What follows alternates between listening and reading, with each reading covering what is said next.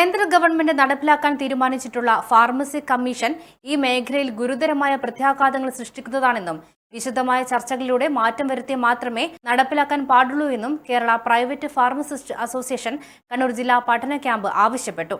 Karayi Rajan MLA camp ഉദ്ഘാടനം ചെയ്തു. March പറഞ്ഞു, ഈ ലോകത്ത് അധ്വാനിക്കുന്നവരുടേതായ ഒരു രാജ്യമുണ്ടാവണം, ലോകമുണ്ടാവണം. അതിനുവേണ്ടിയാണ് നാം സംഘടിക്കേണ്ടത് എന്നാണ് മാർക്സ് പറഞ്ഞത്. അവരിൽ ആരൊക്കെയാണ് അധ്വാനിക്കുന്നവർ എന്നും അദ്ദേഹം വിവക്ഷിച്ചു, അല്ലെങ്കിൽ വളരെ വ്യക്തമായി അതിനെ പരിശോധിച്ചു പറഞ്ഞു. ചൂഷണം അനുഭവിക്കുന്ന എല്ലാവരും അവർ ഒരു വർഗമാണ്.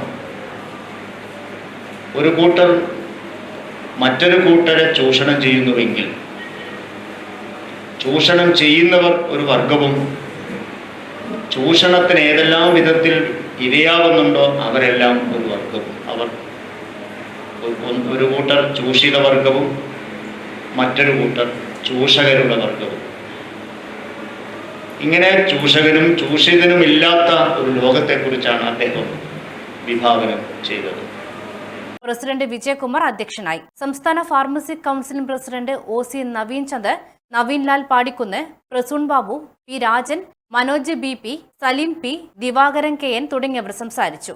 Assistant drug controller KV Sudheesh, സംസ്ഥാന general secretary Ajith Kishore MR, advocate K Sasheendran എന്നിവർ വിവിധ വിഷയങ്ങളിൽ ക്ലാസുകളെടുത്തു. AKG memorial cooperative hospital, Kannur.